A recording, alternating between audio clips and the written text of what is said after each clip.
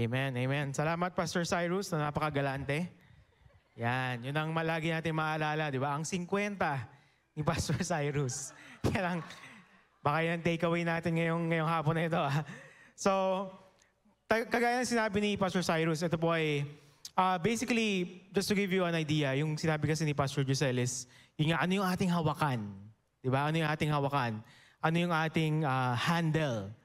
Di ba? Kasi nga, sino po sa inyo, maaaring kayo ay sumasakay ng bus, ng jeep, di ba? Pag gumagalaw yung, di ba, yung bus or jeep or minsan yung tren, di ba, dahil minsan mabilis siya, except sa LRT kasi kahit di mo kailangan hawakan doon, di ba? Hindi ka magagalaw. Hindi na-gets na iba. Hindi nyo na-gets. Hindi nag-LRT ang mga tao dito. But in life, kailangan natin ng hawakan. Diba? Bakit? Kasi minsan, hindi lang minsan, pero a lot of times, we are hit with so much na kung wala kang hawakan, ano mangyayari sa'yo? Matutumba ka. Diba? Maaari kang matumba, maaari kang hindi mo mahanap yung iyong footing. Diba? Yung iyong pagtayo bilang isang Kristiyano. Amen? So, kami pong tatlo, yun lang ang aming sasagutin na tanong. Ano ba yung aming hawakan sa buhay? What's our handle? What's my handle? So, ang sa akin po, ang aking handle or ang aking hawakan, and you could say na in seasons of life, maaaring nagbabago to. Diba? Kasi iba-iba tayo nagdadaanan eh. Pero for me, ang aking hawakan ay ito. Hubugin, hindi lang pagpalain. Diba? Hubugin, hindi lang pagpalain. In English, God wants to build me, not just bless me. And alam niyo po, tayong lahat naman, di ba? Nung tayo lumalaki, kung ikaw man ay lumaki sa simbahan or ikaw man ay naging Kristiyano nitong may edad ka na, lahat tayo ay nagsisimula sa pangangailangan.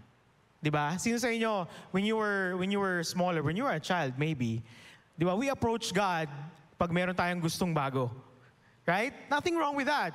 Diba, Lord, gusto ko ng bagong sapatos. Gusto ko ng bagong cellphone. Diba? Gusto ko ng bagong PlayStation. Diba? Ng mga kabataan. Ganyan ang iniisip ko eh. And nothing wrong with that. Sabihin sa akin ng magulang ko, sige, pag-pray mo lang. Right? So, natutunan kong lumapit sa Panginoon based on my need. Based on kung ano yung kailangan ko sa Kanya. Again, that's how we start. Right? Pero, natutunan kong humingi. Pero, I only found out recently na kailangan ko rin palang matutunan na kumausap sa Kanya. Kasi ang bawat lapit ko sa Kanya is kung ano yung kailangan ko. Di ba? Kailangan ko nito, Lord, magbabagong taon na, gusto ko ng bagong cellphone, di ba? Gusto ko ng bagong ganito. So I learned to ask God, but I had to find out how to talk with Him. Bakit? Hindi po siya automatic. Hindi siya automatic nga dahil alam kong humingi sa Panginoon, alam ko na rin kumausap sa Kanya. Ito po ay something na kailangan nating i-develop sa ating buhay Kristiyano. Bakit? Kasi nga, ang plano ng Panginoon ay tayo ay hubugin. To form us, to build us. Not just to bless us. Blessing is good. Sino may gusto ng blessing dito? Right, all of us, right? And gusto tayong pagpalain ng Panginoon. Pero alam niyo po ang next step doon, ayaw ng Panginoon na tayo ay masira dahil hindi natin alam kung paano i-handle yung blessing na kaya niyang ibigay sa atin. Bakit? Because there's a certain development na kailangan natin. Ako, kailangan ko. Bago ko pang hawakan kung ano yung pinlano sa akin ng Panginoon. Tanaw ko ba ang Panginoon sa labas ng aking pangangailangan?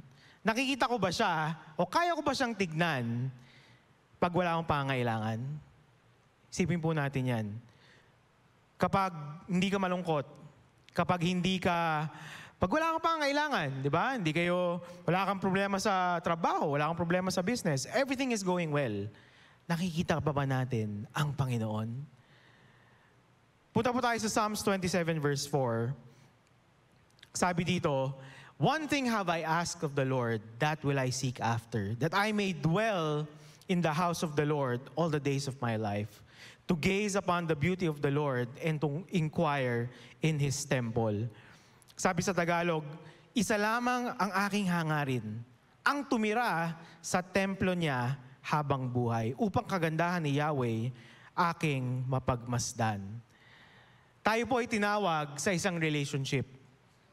Tayo tinawag ng Panginoon for a relationship with Him. Now, it can be the start of a relationship na, yeah, I'm asking of God. Di ba? Pero anong pagkatapos nun? Relationship, yun po ang maghuhubog sa atin pag meron tayong relasyon sa Panginoon. And yung sabi nga dun sa English, diba, that I may dwell in the house of the Lord. From getting, kasi nga gusto ko ng, di ba, Lord, I want blessing. From getting to dwelling. Na ako ay namamalagi sa Kanya. Hindi lang dahil meron akong kailangan sa Kanya, pero dahil gusto ko lang makasama siya. Yun ang plano sa atin ng Panginoon. Punta po tayo sa Daniel 3:16-18. And ikukwento ko na lang yung context nitong passage na to. Meron pong 3 magkakaibigan, si Shadrach, Meshach, and Abednego, na sila yung naninirahan, they were conquered by Babylon during that time. At isang utos nung hari, si King Nebuchadnezzar, dapat lahat ng tao na kinasasakupan nila, dapat sambahin nila yung Diyos-Diyosan nung Babylon, nung time na yon. And itong 3 magkakaibigan na ito, matigas ang ulo nila. Kasi ayaw nilang lumuhod dun sa Diyos-Diyosan. Dahil ang pinaniniwalaan lang nila ay ang ating Panginoon. Anong sabi doon? And I'm gonna read it in English. Sabi nila, "Nebuchadnezzar, we do not need to defend ourselves before you." Kasi ang sabi sa kanila, pag hindi kayo luluhod, masusunog kayo. Susunugin kayo. Verse 17, "If we are thrown into the blazing furnace, the God whom we serve is able to save us. He will rescue us from your power, your majesty." Verse 18, "But even if He doesn't, we want to make it clear to you, your majesty, that we will never serve your gods or worship the gold statue you have set up." Anong sabi nila? Alam namin, sasagabin kami ng Panginoon. Pero kahit hindi pa rin kami sasamba sa iyong Diyos-Diyosan. Paano tayo dadating sa ganung pananalita? Paano tayo makakarating sa ganung pag-iisip? Na, okay Lord, alam ko, kaya mo. Kaya mong ibigay kung ano tong hinihingi ko sa'yo. Pero kahit hindi mo man ibigay, hindi ako lalayo sa'yo. Sasambahin pa rin kita. I know how to relate to a God who answers, di ba? Minsan, yan ang, as believers, kaya nating sumamba sa isang Diyos na sumasagot, na binibigay yung ating prayer. Pero ang katanungan ko po sa ating lahat ngayon, kaya ko pa rin bang sumamba sa Panginoon na tahimik? Kapag ang Panginoon ay hindi sumasagot, kapag hindi ko pa nakukuha yung aking mga prayer request, na pag may nauna pa sa akin dun sa praise report, di ba? Yun yung pinapaniwalaan ko eh. Meron nang nakatanggap. Ako naniniwala pa rin. Kaya ko pa rin bang itaas ang kamay ko sa Diyos na ganon? Paano po tayo makakapunta sa ganong state ng ating buhay? Pag tayo nakafocus sa relationship. Bakit? Meron ba tayong relationship with a blessing o with the blessor? Kasi minsan, as believers, ang relationship ko lang pala dun sa blessing. Nakatingin lang pala ako sa blessing. Pag hindi dumating yung blessing, hindi ko kilala yung blesser. Hindi ko kilala yung nagbibigay. At sa totoo lang po, tayo dadating sa ganitong estado sa ating pananampalataya. More often than not, kapag tayo ay nasaktan na. Di ba? Lalim, no? Kapag tayo ay nakaranas na ng unanswered prayer. Kapag tayo nakaranas ng waiting na parang walang patutunguhan. Pero kapag po tayo ay nakafocus sa Kanya, sa ating Panginoon, if we realize na ang relationship ko hindi naman sa mga bagay lang hindi lang sa mga material things. Hindi lang sa aking pinagdadasal. Ang relationship ko ay sa Diyos na sumagip sa akin. Now, don't get me wrong. Hindi ko po sinasabi na wag tayong humingi sa Panginoon. Di ba? I'm not saying that. Ako'y patuloy na hihingi sa Kanya. Pero ang gusto ko ay mas matibay na relasyon sa Kanya. Bakit? Because siya ang humuhubog sa akin. Hindi naman yung blessing or yung answered prayer ang humuhubog sa akin. Ang Panginoon ang humuhubog sa akin. To end with this verse, Psalm 138 verse 8. In NKJV, Psalm 138 verse 8, ang sabi dito, "The Lord will perfect that which concerns me. Your mercy, O Lord, endures forever. Do not forsake the works of your hands." Kayang-kaya niya akong pagpalain. Kaya-kaya niya tayong pagpalain. Kaya-kaya niya kung ano man yun. Kung pera man yan, healing man yan, kayang-kayang ibigay yan sa atin ng Panginoon. Pero mas kailangan natin na mahubog muna. Mas kailangan natin na hubugin niya muna tayo. Kesa ibigay niya lang sa atin yung blessing, and then hindi natin alam kung paano i-handle yun. Mas kailangan natin na merong humuhubog sa atin sa pang-araw-araw. Kaya ano po ang handle natin? As believers, as Christians, anong pwede natin panghawakan? God wants to build us, not just to bless us. Amen? Yun lang po. Thank you. And can I call Kuya Leo? Amen, amen, amen. Napakagandang salita, di po ba? Nasa ng relationship mo? Nasa blessings? O doon siya nagbibigay ng blessing sa'yo? Di ba? Okay. So sa pagkakataong ito, medyo iba yung take ko nung sinabi nila na yung what's your handle. Kasi nung nakarang linggo, si Pastor Josel, isa sa mga points niya, pag sinasabing handle, ay yung pagkakakilala. So, nung sinabi sa amin na ang ituturo namin ay what's your handle, ang naisip ko agad ay paano mo gustong makilala. Ayan. Naalala ko, ilang taon na yung nakalilipas, andito nga pala yung asawa ko, yan. Yan.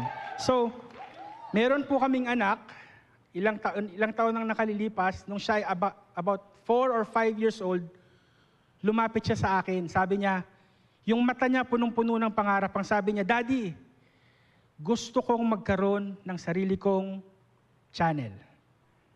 Diba? In short, hi vlog, welcome to my guys. Diba? Yun yung gusto niya. Gusto niya maging content creator. At 5 years old, nakita ko yung eagerness ng kanyang muka. Pero kailangan kong tumigil. Bakit? Kasi naalala ko nung bata ako, same situation, pero mas matanda naman ako noon. Lumapit ako sa tatay ko, sabi ko, "Tay, gusto kong maging rockstar." Agad-agad, walang pag-aatubili, ang sabi ng tatay ko, "Tumigil ka. Walang pera dyan, mag-aral ka na lang ng mabuti." Tama po ba? Familiar po? Yan. So, nung nakatingin sa akin yung anak ko, ayaw ko naman na yung mga pangarap niya, bigla na lang babagsak. Tama po? Kasi, kung tatanungin niyo, kung hindi ako naging rockstar, kasi yung pangarap kong ganun kataas, all of a sudden, nung sinabi ng tatay ko, bagsak. Ayokong maranasan ng anak ko yun. So tumigil ako at nag-isip, nag-pray. At ang sabi ko sa kanya, "Anak, ganito, kung gusto mo talagang maging content creator, tutulungan kita. Pero kailangan kong sagutin mo ang tanong na ito." Ang tanong ko sa kanya, bakit mo gustong maging content creator at ano yung pwede mong ibigay dun sa mga manonood sa'yo? Short of saying, paano mo gustong makilala? Right? Sabihin nyo, "Brother, sobra ka naman, 5 years old, tatanungin mo, bakit?" Alam niyo po sa panahon ngayon where information is readily available para sa lahat, kahit sa mga bata, kahit sa ang pagkakataon, sa cellphone, sa tablet, sa computer. Napakadaling sabihin na gusto mo ang isang bagay dahil nakita mo na ginagawa ng ibang tao. Right? So, laging sinasabi, kung matagal na kayo, kung nag-church kayo sa New Life, totoo naman, di ba, nandito kayo. Laging sinasabi ni Pastor Giselle na we are not defined by what we do, di ba? But what we do should define, who we are should define what we do. Kumbaga, what we are doing, kung anong ginagawa natin, ito ay expression lamang ng kung sino tayo. Okay. So, tanungin niyo po ako, ngayon po kasi yung anak ko 13 years old na, tanungin niyo po ako, may channel na ba siya? Sige nga po. Parang mahina. Tanungin niyo ako, may channel na ba siya? Mukha na po ba akong rockstar? Wala po. Pero ito naman po ang sasabihin ko sa inyo. Nung tinanong ko yung tanong na yon, nakita ko yung pagbagsak ng emotion, pero hindi pagbagsak ng pangarap. Nagkaroon siya ng determination na sagutin yung tanong ko. Okay? And ngayon na 13 years old na siya, throughout these years, nakita ko na mag-express siya sa maraming bagay. Natutong mag-drawing, natutong kumanta, natutong mag-gitara. Right? Ngayon, nagsusulat ng libro sa Wattpad. Okay? Basahin ko lang Colossians chapter 1, verse 24 to 25. Ang sabi ni Apostol Pablo, masaya ako sa mga nararanasan kong paghihirap ng katawan ko para sa inyo. Dahil dito napupunan ko ang kulang sa mga paghihirap ni Kristo para sa iglesia na kanyang katawan. Itinalaga ako ng Diyos na maging tagapaglingkod ng iglesia para lubusang ipahayag ang mensahe niya sa inyo na mga hindi Hudyo. Sa totoo lamang po, kaya ko rin siya tinanong noong mga tanong na yun, kasi alam ko rin na yung nakikita niya ay maliit na bahagi lamang ng industriya na gusto niyang galawan. Nakikita lang po natin, ang napapanood natin, yung success, yung resulta, pero kadalasan hindi natin nakikita kung ano yung proseso ng pagdating dun sa resulta. At nakakalungkot, hindi lamang yung proseso, hindi natin nakikita yung mga tao na nag-fail, yung mga tao na sumuko, yung mga tao na ayaw na lang kasi ginawa ko naman lahat nung sinasabi niya. Ginaya ko lahat ng mga viral na videos na nakita ko. Yung video ko nag-viral, pero bakit ngayon wala na? Di ba? Nakakalungkot kasi meron ding mga tao na piniling kunin ang kanilang sariling buhay dahil sa depression. Yun yung bagay na hindi niya nakikita, minsan yun yung bagay na hindi natin nakikita. Akala natin, basta nakita natin doon, gagayahin ko, okay na. Yan. Tanong ko ulit po sa inyo, paano nyo gustong makilala? Yan. Yung verse na binasa natin, unang-unang sinabi, masaya ako sa mga naranasan kong paghihirap. Yan. Sabi ni Pastor Rox kanina, kaya mo pa rin bang makipag-usap sa Diyos kung ang Diyos ay tahimik? Right? Sabi ni Apostol Pablo, kahit nahihirapan ako, masaya pa rin ako. Bakit? Ito yung kasunod eh. Sa paghihirap ng katawan ko, para sa inyo. Para kanino po? Para dun sa mga mananampalataya dun sa Colossians. Okay? So, sabi ko sa inyo kanina, nakita ko yung anak ko na lumaki, na natutunang i-express yung sarili niya. Pero ito rin po sabihin ko sa inyo, nakita ko rin po kung paano niya i-handle yung mga failures. Nakita ko siyang sumali sa drawing contest, talo. Nakita ko siyang mag-volleyball, bumagsak, tayo ulit. Nakita ko siyang sumuko sa pagkanta. Recently, ito po, sabihin ko sa inyo, recently, lumapit siya sa aming mag-asawa, sabi niya, Daddy, parang pangarap ulit, di ba? Daddy, gusto kong mag-audition sa New Life Music kasi gusto kong tumugtog sa midpoint. Yan. Tanong nyo nga po sa akin kung nakapasa. Hindi pa rin po. Ayan. Pero alam niyo po na to ako kasi tinanong ko siya, sabi namin, hindi ka raw nakapasa. Ito po ang sagot niya. Okay lang. Mag-aaral ako. Next time, babalik ako, babawi ako. Bakit? Bakit? Kasi gusto kong tumugtog sa midpoint. Yan. Kung hindi nyo po alam, nandito si Brother Jay. Ayan. And lagi akong sasabihin, I will be forever grateful sa mga taong tulad ni Brother Jay, Pastor Cox, ni Pearl. Yung mga nag-handle ng mga kabataan natin sa simbahang ito. Kung hindi nyo po alam, kasabay ng mga service dito, meron po tayong mga services sa taas. Ayan. From Little Legends to, ay, nandito ka pala. Ayan. Hindi ko po alam na nandito siya. Ayan. Okay. Ano po disclaimer. Nagpaalam po ako bago ko to share sa inyo. Nagpaalam po ako sa kanya. Sabi ko, ito yung sasabihin ko. Alam mo, sagot niya sa akin? Ayan. Hindi ko alam na nandito ka, pero sige. Okay. I will be forever be grateful sa mga taong katulad ni na Jay na nag-aalaga sa mga anak natin. Dahil doon, nalalaman nila kung sino sila. Tandaan nyo, kung makikilala natin kung sino ang Panginoon, malalaman natin kung sino tayo, at malalaman natin kung anong meron tayo sa Kanya. Pero sa hapong ito, gusto kong dugtungan. Ayan. So pag alam mo na kung sino yung Diyos, makilala mo kung sino ka, alam mo kung anong meron ka, di ba? Ang sabi ni Apostol Pablo, ginagawa ko to kahit nahihirapan ako para sa inyo. Alam mo rin dapat kung para kanino, kung anong meron ka. Maraming mga, yan, WhatsApp vlog, welcome to my guys.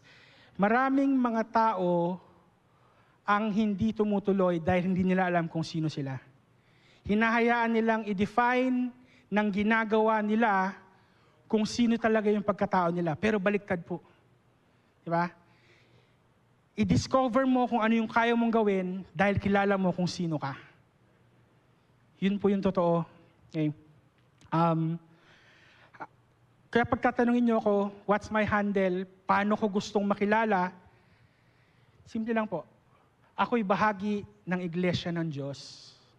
Dahil si Apostol Pablo, alam niya kung sino siya, kahit nahihirapan siya, ginagawa niya pa rin, hindi para sa sarili niyang kapakanan, pero para sa mga tao na itinalaga ng Diyos sa buhay niya. So, shameless plug. Sabi nila, ako daw po yung life group coordinator, di ba? So, kung ikaw ay naririto, nakaupo ka dyan, oo, naririnig mo, nakikilala mo kung sino ka, pero gusto ko ring malaman mo, na kailangan mo ring maging bahagi ng isang community. Yan. Hindi ka kailangang mag-isa, kasi meron kang ibibigay sa mga tao sa paligid mo. Malaman mo kung sino ka, kung anong meron ka, at higit sa lahat, ano yung pwede mong ibigay dun sa mga tao makakasama mo. What's my handle? Paano ko gustong makilala? Gusto kong makilala bilang bahagi ng iglesia ng Diyos. Ang tanong ko sa inyo, kayo, paano ninyo gustong makilala? Amen? Salamat po.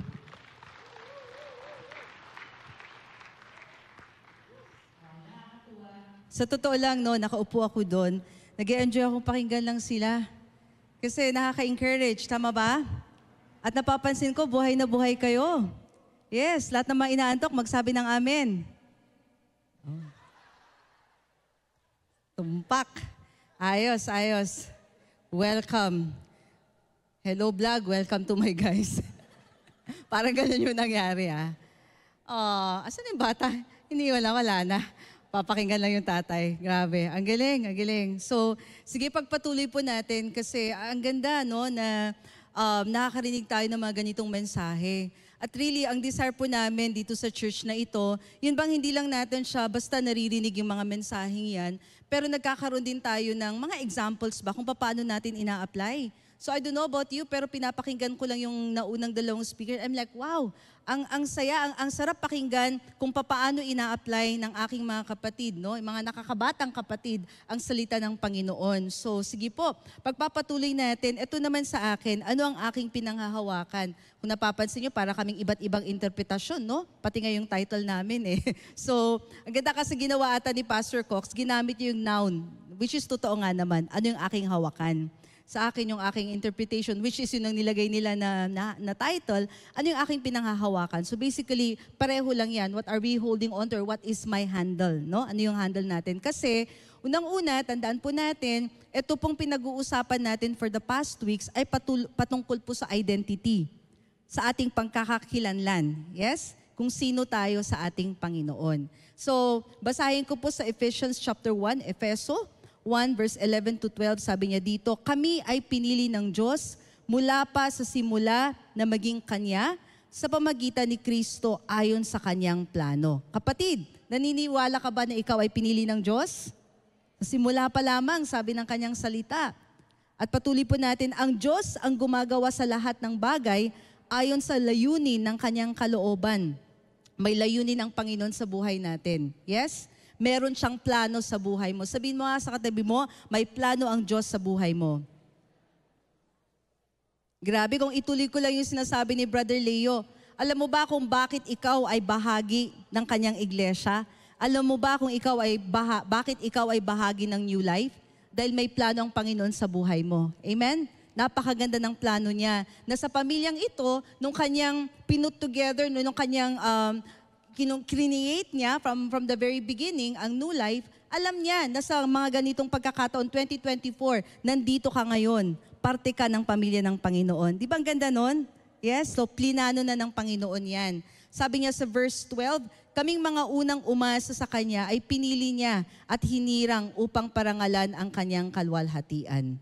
Wow, kapatid, umasa tayo sa Panginoon lamang. Yes? Dahil ang umaasa sa Kanya, sabi niya dito, si Apostol Pablo, very confident siya na nagsasabi na kaming mga unang umasa sa Kanya ay pinili niya at hinirang upang parangalan ang Kanyang kalwalhatian. So, kung babasahin po natin ang libro ng Efeso, ito po ay punong-puno. Itong chapter 1 pa lamang, or even the whole book, ang dami po niyang tinuturo sa atin patungkol sa ating pagkakakilanlan, kung sino tayo sa Panginoong Diyos. At ang aking pong handle, ang aking isi-share po ngayon ay makikita natin na ang ating, hindi lamang pala ang ating pagkakakilanlan, kundi pati na rin po yung ating layunin ay matatagpuan din natin sa Panginoon. Okay, sa English po, my identity and my purpose is found in Christ. No, hindi lang yung aking pagkakakilanlan which is first and foremost. Sino ako sa iyo, Panginoon? Sino ako? Matatagpuan natin sa Panginoon yan. At kung ano rin yung ating layunin. Yung pong salitang or kung yun pong pagkakakilanlan, sinasagot po niya yung katanungan na sino. Tama po? Sino, okay? So yun po yung sinasagot niya, ang pagkakakilanlan natin answers the question who o di kaya sino. Now, yun naman pong ating layunin, sinasagot po niya yung katanungan na bakit. Alam niyo ba na chinek ko po ito at pwede niyo rin pong i-check, no? Kasi ako, curious ako. Ano ba yung mga questions na commonly na tinatanong ng mga tao? Yung mga common questions na tinatanong ng mga tao. Ito po ang sinabi ni Google. Sabi niya, studies show that human beings include in their biggest questions list. Ito yung tawag niya, biggest questions list. Ito daw po yung naka-include din doon. What is the meaning of life? Grabe, tanong po ng human race po yan. Pangalawa, isa po ay, what is wrong with the world? Paano ba Tagalogin nun? O problema ng mundong ito? Ayan, pwedeng gano'n, di ba? Ano pa? Who are we? Or make it personal, who am I? Sino ako? Yan, isang katanungan po yan. Isa sa mga biggest questions na tinatanong ng mga tao. At ito pa, why are we here? Bakit ako nandito? Yan, yung mga questions na yan. At isa pang question, why does anything exist? So kung makikita po ninyo, generally, ang mga tao pala talaga nais nilang malaman. Nais nilang matuklasan kung sino sila at kung bakit ba sila nandito sa mundong ito. Tama po? At alam niyo po, sa akin bilang, I've been a youth minister for a long time. Bago po ako na-transfer sa NLCOM, ang tagal na po, ilang dekada na po ako nagme-minister sa mga kabataan. Akala ko, para sa mga kabataan lang yan, yung patungkol sa identity at purpose. Then I realized na, kahit pala dun sa mga nagkakaedad na, sad to say, a lot of people po kahit na kaya nga may tinatawag na midlife crisis. Bakit po? Kasi even doon sa punto na kung saan sabihin na natin nasa 30s, nasa 40s, nasa 50s na sila, ay hindi pa din nila alam kung sino sila at kung bakit sila nandito sa mundong ito. But I want to say this, not in this church. Amen? Bakit? Kasi tayo po, sa ating pagdiskubre kung sino tayo sa Panginoon, makikita din natin na hindi lamang natin nakikilala kung sino tayo, bagkus nalalaman din natin kung ano yung kadahilanan, kung ano yung layunin ng Panginoon, kung bakit tayo nandito. Amen. Tingnan natin po sa Message Translation o di kaya paraphrase. Same verse po sa Ephesians 1:11-12. Ang ganda po, nakahayag na po dyan, diretsahan na. Sabi niya, it's in Christ that we find out who we are and what we are living for. Yan po yung pinakapunto natin ngayon, na ang ating pagkakakilanlan at ang ating layunin ay matatagpuan natin kay Kristo. Yes? So wag nang magtumpik-tumpik pa. Wag nang kung saan-saan pahanapin ang iyong pagkakakilanlan at ang iyong layunin. Ang dalawang mga napaka-importanting bagay na yan ay matatagpuan daw natin. Kanino?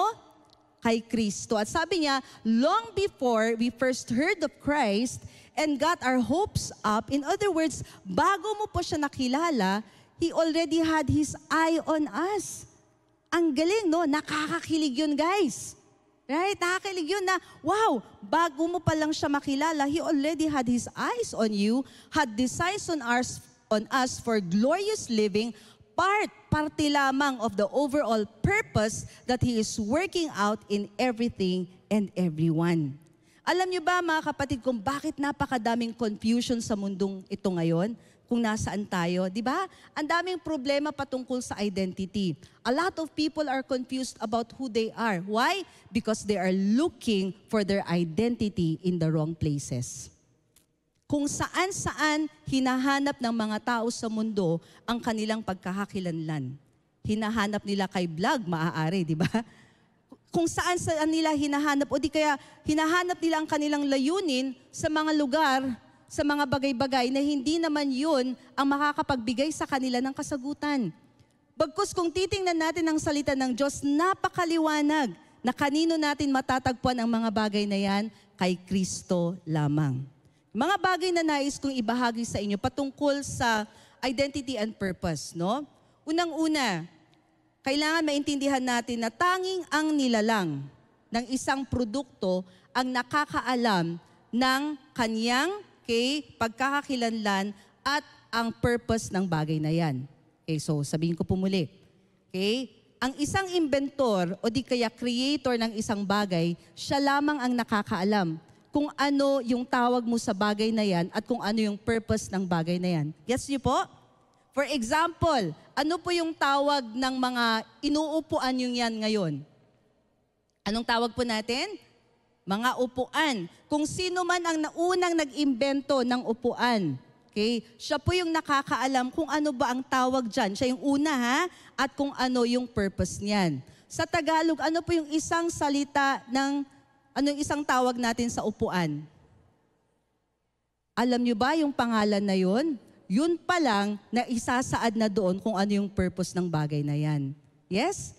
Okay. Now, I want you to understand, ikaw din kapatid, isa ka ring produkto.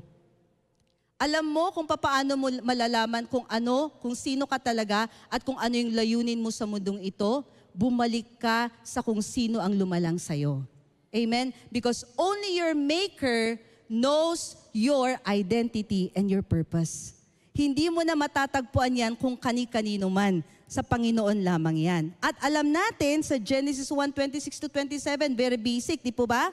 Anong sabi po niya sa Genesis 1:26 to 27? Then God said, sinabi ng Diyos, let us make man in our image, according to our likeness. Let them have dominion over the fish of the sea, over the birds of the air, and over the cattle, over all the earth, and over every creeping thing that creeps on the earth. So God created man in His own image. In the image of God, He created him. Male and female, He created them. Wala pong confusion doon. Bakit? Dahil ang Diyos na siyang lumalang, alam niya, okay, kung sino yung kanyang nilalang at kung ano yung purpose ng kanyang creation.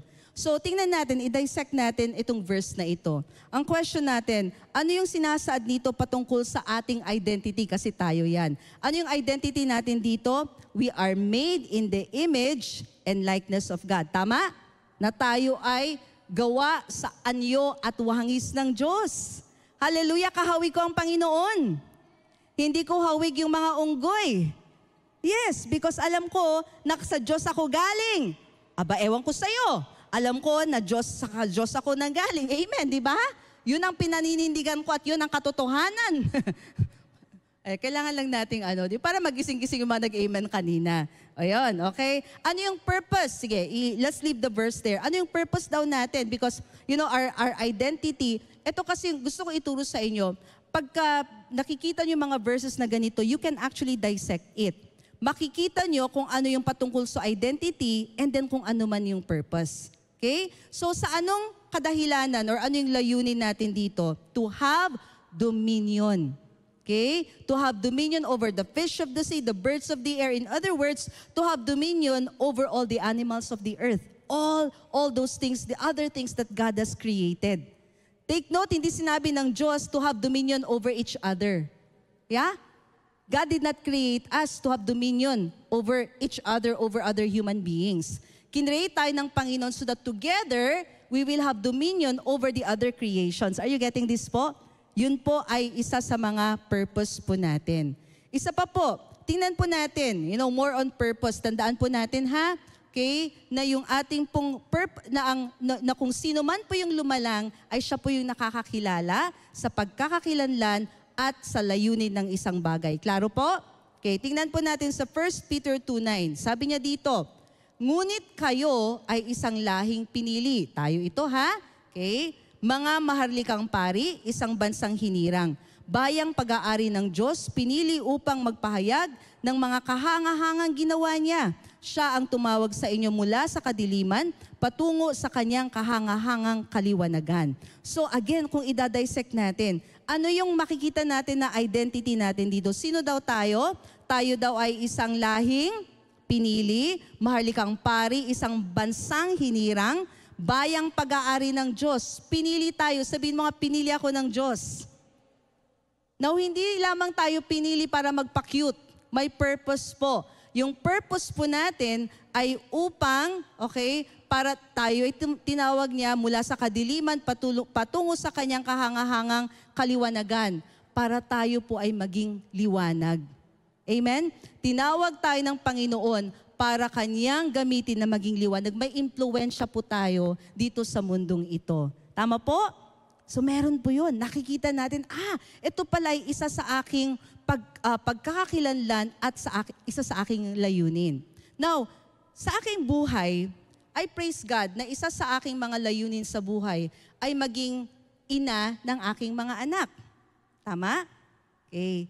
At syempre, ako rin ay blessed at lalo ng aking asawa na isa sa aking mga layunin ay maging may bahay.